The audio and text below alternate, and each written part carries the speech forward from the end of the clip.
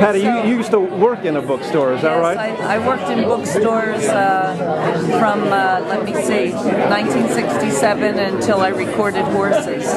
And I worked in very big historic bookstores like Scribner's Bookstore. I worked in Argosy, I worked in the Strand, but I actually spent all of my time in Gotham Book Mart. In fact, I spent probably more time at Gotham Book Mart than I did in the bookstores I worked at.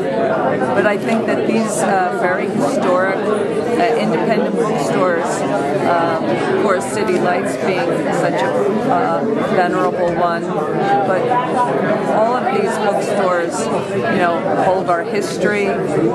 So many great poets and writers have passed through them, and I really mourn the loss of them. So I'm so happy that a place like City Lights is, it's like the beacon. We've lost Gotham Book Mart, so all the more it makes City Lights so important. I'm actually happy to see that the West Coast is holding on to its bookstores, because I know New York is losing them. And I think that the independent bookseller keeps us honest in terms of, how people perceive what's happening in literature, and gives us a place where we can actually touch books. We're in such a... Can you stop taking pictures, please? No more pictures, please. Yeah. Thanks. Sure. We live in a time where so much is virtual, and people are going to be reading more and more online or electronically, which is good for the trees, but there's nothing more beautiful than the book, and our independent booksellers are keeping the book alive, so we salute them. And are there any new projects that you're working on that you care to share about? Book-wise or music-wise, or anything? I'm finishing a record, and notice I still call them records, but I am finishing a record, writing another book, working,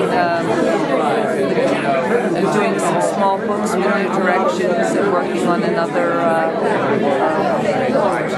a bigger project. But I'm always working on something, taking Polaroids. I love to work, so there's always more work, that's for sure. And is there anything in web technology or the opportunity to publish on the web that is positive or interesting for you that you're exploring outside of the traditional media that you might have worked with? Well, I have my own website, and I like having a website because I can